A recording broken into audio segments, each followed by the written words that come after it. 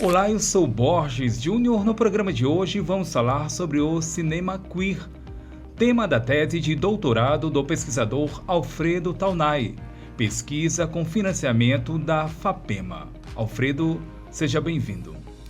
Olá, Borges, bom dia, muito obrigado pelo convite de estar aqui. Sempre bom poder falar da pesquisa, né? Falar um pouco da importância da FAPEMA também, né? Para nós pesquisadores, para as universidades. Muito obrigado. Alfredo, começo te pedindo para explicar para a gente o que é esse gênero, o cinema queer.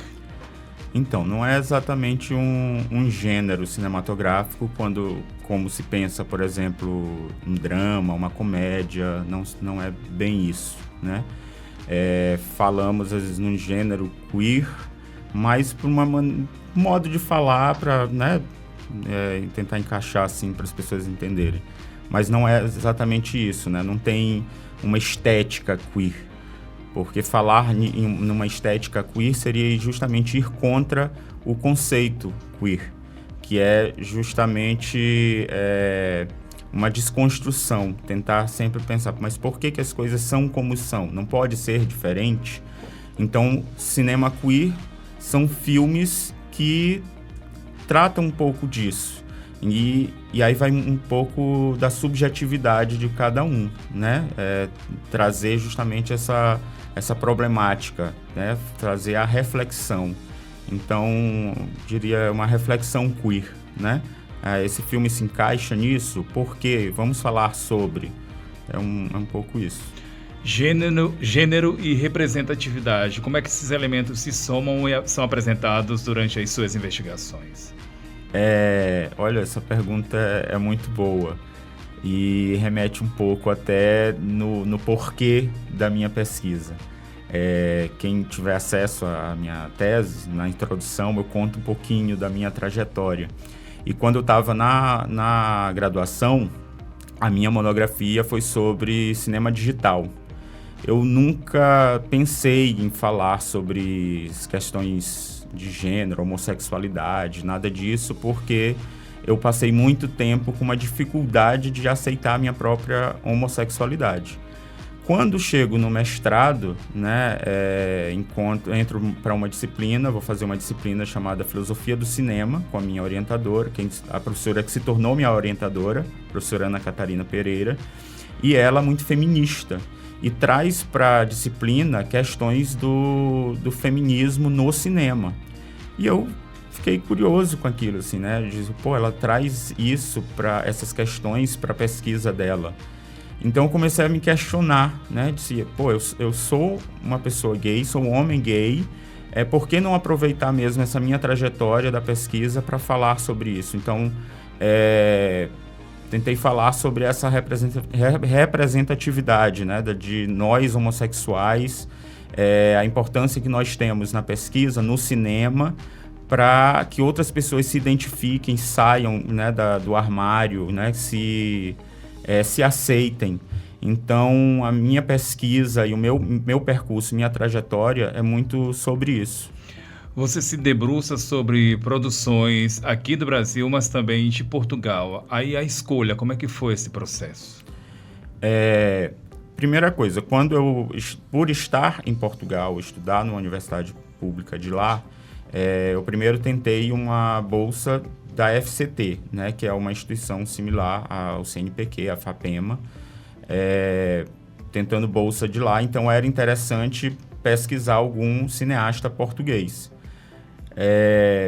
Não consegui a bolsa e fui tentar a FAPEMA.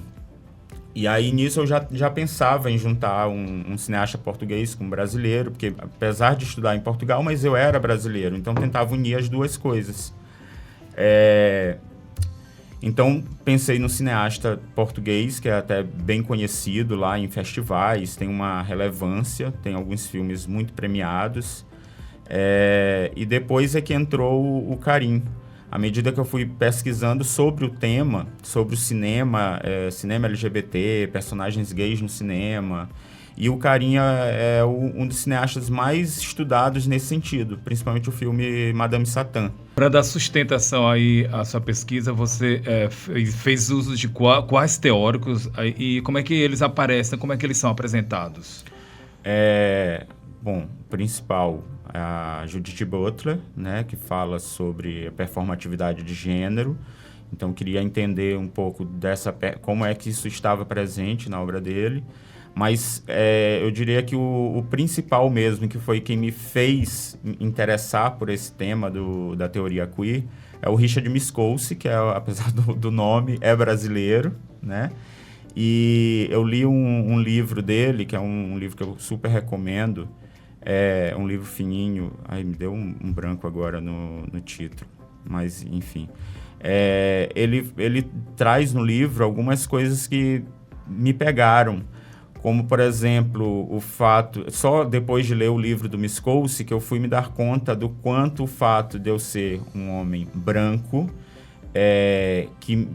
que sou totalmente encaixado na heteronormatividade, no meu modo de vestir, no meu modo de falar, de me comportar, e o quanto isso me coloca num lugar de privilégio e evitando ao máximo assim, de preconceitos. Pelo menos se sofra, é sempre mais velado.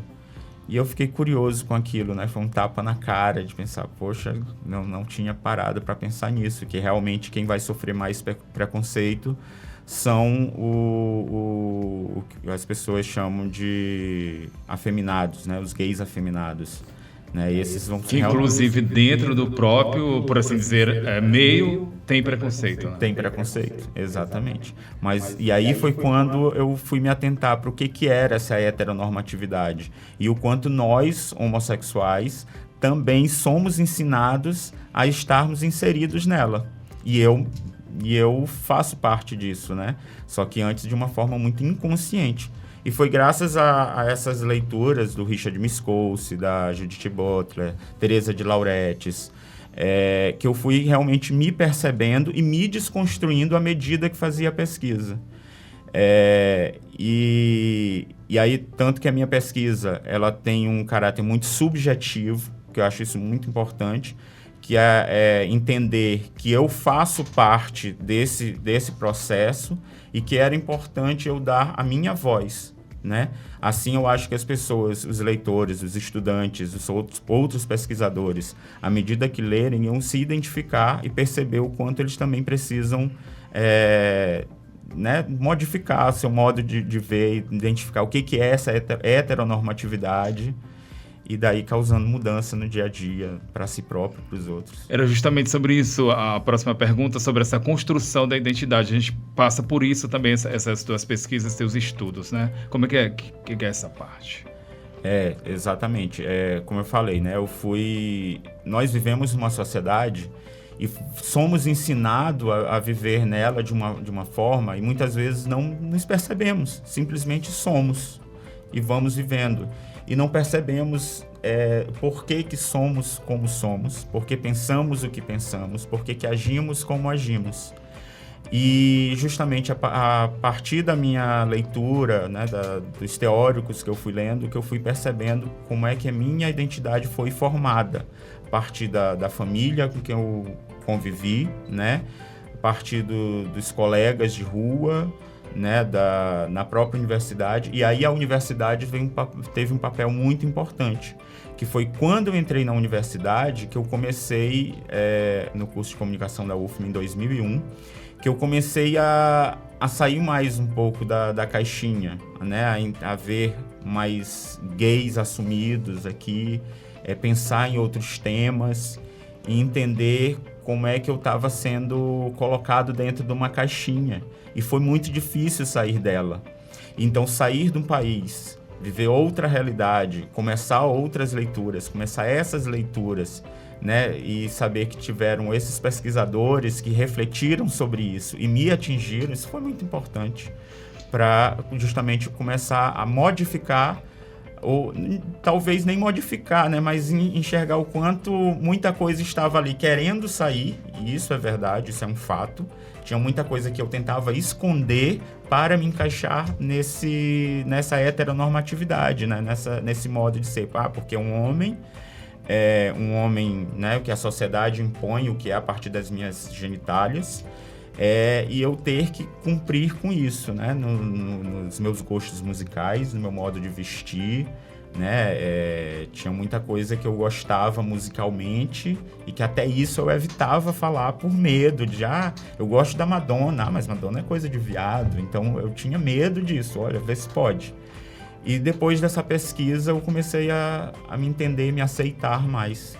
E eu espero que isso, né, tenha tocado também outras pessoas nesse sentido. Essa sua pesquisa que, inclusive, vai virar livro, né, que você me falava. Exatamente. O título vai ficar um pouco diferente. Na época era um pouco trabalhoso fazer mudança, né, tinha os fatores de tempo.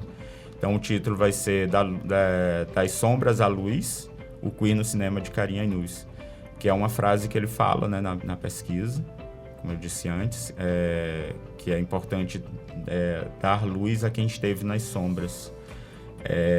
E o livro traz, fiz algumas pequenas alterações para ficar mais acessível, né, não ficar naquele texto tão teórico, que é tão acadêmico. Que é na universidade, apesar de que meu texto já não é tão acadêmico assim.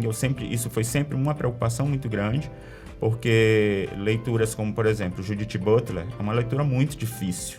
Você tem que ler várias vezes para entender, né? E muitas vezes pegar texto de outras pessoas que já leram ela para poder ficar compreensível. E eu sempre tive essa preocupação de que as pessoas lessem e entendessem aquilo que está sendo dito.